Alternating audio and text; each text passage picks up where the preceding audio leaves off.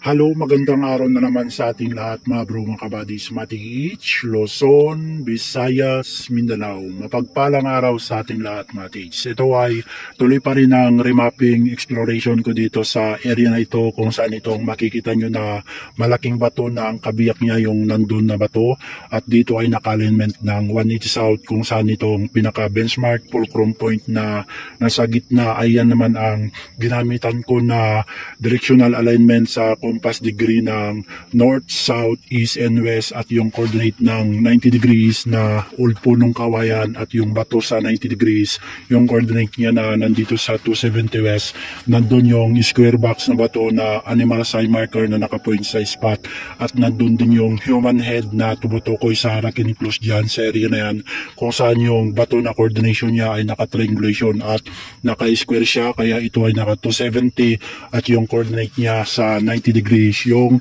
lumang punong kawayan at yung malaking bato doon na medyo pabilog siya at merong hole ng pinopoint na spot ay nandyan din kung saan makikita nyo itong portion na ito, itong pinaka-benchmark at dito nga yung area na ito ay nandito sa alignment ng 180 South na kung saan ang kanyang coordination na dalawang bato dito ay ito yung makikita natin na coordinate niya na bato. Ito yung makikita natin na isang bato ay meron siyang mata na nakatingin dito sa malaking bato na pabilog. Either ito matrix ay may laman itong loob niya kung saan ay ang pinapahiwatig na spot deposit. Either rock enclose ito dahil yung nandun na benchmark fulcrum point, yung kanyang arrowhead ay nakapoint dito na meron siyang simulation rock enclose treasure doon na may layo siya mula doon patungo dito sa 180 South 10 feet patungo dito kung saan ang coordinate niya na bato dito na naka-triangulation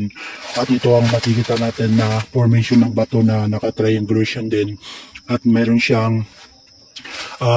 nakuha ko dito na ito ang sumisimbolo matrix na nagpapaiwatig na positive area dito dahil ito matrix ay lumang lagayan ng shell na kung tawagin natin ito sa pangalan na 2T at ito ay ang pinapaiwatig nito matrix sa color coding ay nandito na lahat. Yung 2 ay nasa code 2 at yung T ay nasa code 4 at yung H dahil shell ang pangalan nito, yung H kukunin ko sa code 8 at sa color coding naman yung yellow ay center at yung 2 sa alignment ng southwest at itong T ay sa alignment ng southeast at yung red ay dito sa alignment ng 180 South kaya eksakto sa color coding at coordination alignment na nandito sa nakasulat dito sa shell na ang pangalan nito ay 2T na ginagamit ng mga hapon nung sila ay linalagay nila sa kanilang pandigmang sasakyan kaya ito matrix ay positive area dito dahil meron nang lumabas na HTM nung hinukay ko dito sa portion na ito at ngayon matrix para makuha ko ng 83 grams compass directional alignment at may pattern siya na triangulation ng code 2, code 4, and code 8 ay ating balikan itong pinaka-benchmark fulcrum point para makuha ko ang eksaktong alignment ng 83 grams compass directional alignment. At ito ang pinaka-benchmark matrix na kung saan itong makikita nyo na bato ay naka-puzzle type siya na meron siyang hugis puso at merong simulation rock enclosed treasure na kung saan ang gitna niya ay hole na nagpapaiwatig. Ito ay rock enclosed kung saan itong hole na ito another hole pa ito matis ang tinutukoy niya na spot ay either dito rock enclosed itself at yung kanyang arrow matrix ay makikita nyo itong arrow niya ay eksakto nakapoint din dito sa portion na ito kung saan ay maaaring rock enclosed treasure din yan or treasure under ang spot niyan matrix. At ngayon ay kunin natin ang triangulation na pattern niya na 2, 4, 8 ang pattern matrix ng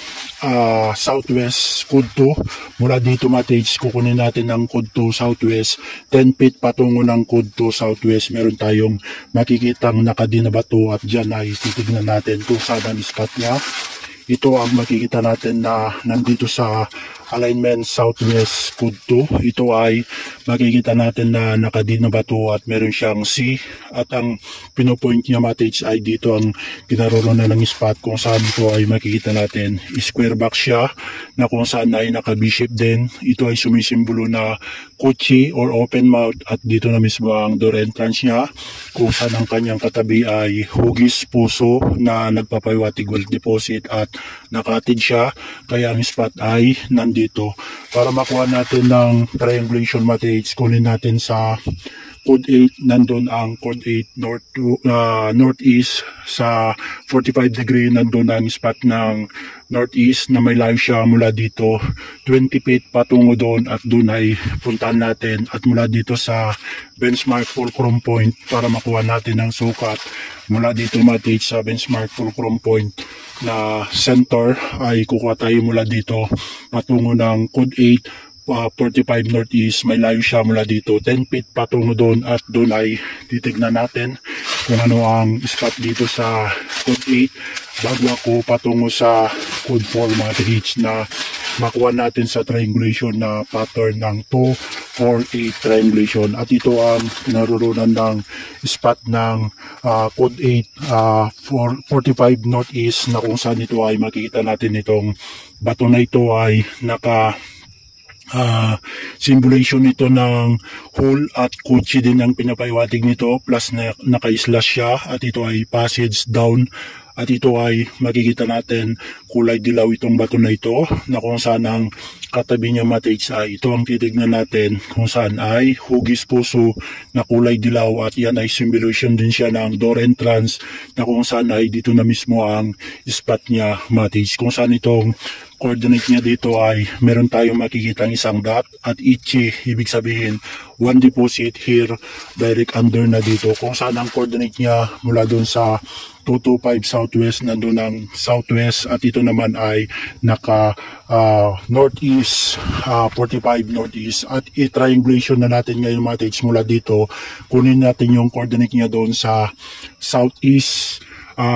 code 4, nandun yung spot sa southeast, at yung nandun naman sa code 2 ay kunin natin sa triangulation mula doon patungo dito, mula dito patungo doon, at mula doon patungo doon matrix. Kaya naging triangulation siya na may pattern siya na 2, 4, 8, at doon ay puntahan natin matrix, at mula dito pa rin sa pinaka center benchmark fulcrum point ay kunin natin ang alignment niya matrix, at dito tayo sa ibabaw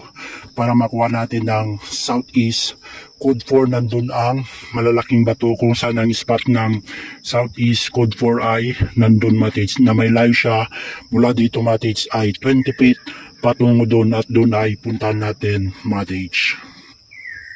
Hello matrix, nandito na ako sa alignment ng Southeast Code 4, at ito ang makikita natin na BM dito na kung saan ay direksyon natin dyan sa kanyang likod ay maraming malalaking bato pa dyan, at sigurado dyan sa area sa kabila ay may spot pa dyan, at another exploration at remapping na naman dyan matrix sa susunod na exploration ko, at dito muna ang unahin ko para makita nyo na talagang legit ang mga ginawa nila na sign marker matrix. At ito ang makikita natin na simulation na 2 combination ang nakalagay dito, bali 3 combination ang nakalagay dito matrix, kung saan ito ang unang makikita natin. Ito ay X simulation, pagdating dito naka-enter sign siya patungo dito, at meron tayong makikitang triangulation dot, 1, 2, 3, pero ito matrix meron siyang magkakasunod na dot, 1, 2, 3, at ang coordinate niya matrix na counter sign ay nandyan ng bato na naka-wall, at meron siyang mata na nakatingin dito, at ito naman matrix ay yung kanyang arrowhead, at dito sa kanyang ibabaw ay merong hugis puso dito. Pagdating dito matrix ay meron siyang mata dito sa portion na ito kung saan ito ay arrowhead ng puso, dahil ito ay kukuha tayo dyan mula doon sa nakadireksyon na alignment ng dot. Mula doon kuha ko ng sukat 4 feet patungo dito sa portion na ito kung saan ang spot ng code 4 southeast ay nandito matrix, kung saan itong bato na makikita natin ay hugis puso. Pagbalik ta rin natin ay meron siyang hole sa kanyang ilalim, kaya on the spot direct under na dito, kung saan ang BM ng southeast, code 4 ay mula doon na meron siyang kanji, enter sign, triangulation dot at yung naka-alignment na dot patungo siya dito 4 feet patungo dito sa portion na ito dahil yung arrow niya at mata niya matage ay nakatingin dito at dito na ang spot ng code 4 southeast at kunin na natin yung kanyang coordinate matage. Nandun yung spot ng code 2 at yung spot naman ng code 8 ay nandun at yung code 4 ay nandito kay eksakto sa triangulation matrix dahil ang BM center ay nandun yung BM center at ang 90 degrees matrix ay nandyan na yung bato kung saan makikita nyo yung bato doon matrix ay lapitan natin para makita nyo kung ano ang pinapayawatig na spot dyan matrix. Hello mga Tates, nandito na ako sa alignment ng 90 degrees. Ito yung BM boulder ng 90 degrees kung saan ay meron siyang dalawang hole na kung saan nakapoint dito sa portion na ito at yung counter sign niya ay ito yung malaking bato na meron din siyang mata at hole na nakapoint dito sa portion na ito. Pag kunekin natin mga Tates mula doon, 3 feet patungo doon, mula dyan 3 feet patungo dito at mula dito 3 feet patungo doon kaya ang spot ay nandito. Ito ang makikita natin na nakaukit dito sa batong ito. Ito ay kanji symbol. Pagdating dito matage ay nakalubog na itong area na ito. Pagdating dito matage ay meron ding hugis puso dito na meron siyang hole sa ibabaw. Ibig sabihin well deposit on the spot na dito at ito yung bato na makikita natin matage na pag ganyan siya ay right foot. Pagbalik rin natin ay naka left foot na meron siyang isang dot dito sa gitna. Ibig sabihin burial deposit here on the spot direct under na kung saan ito ay naka-alignment ng 90 degrees at mula doon sa center BM fulcrum point 15 feet patungo dito sa kanyang coordinate sa 90 degrees. Pag direksyon natin ng 90 degrees ay nandyan na ang old kawayan at meron pang lumang puno na ang pangalan nito ay star apple matrix. Kaya ito ay naka-alignment ng 90 degrees. At kunin naman natin yung alignment ng northwest matrix mula dito sa BM center para makuha ko na lahat ng directional alignment ng 8 trigrams compass directional alignment. At dito na ang pinaka-center mula dito patungo ng northwest naman matrix dahil dito ang pinaka-BM center patungo ng northwest. Meron tayong tatamang bato sa northwest dahil ang 360 north, ito ang alignment ng 360 north ng coordinate niya sa 180 south ay nandito yung dalawang bato na magkabiyak lamang yan sa alignment ng 180 south. At ngayon mula dito matage patungo ng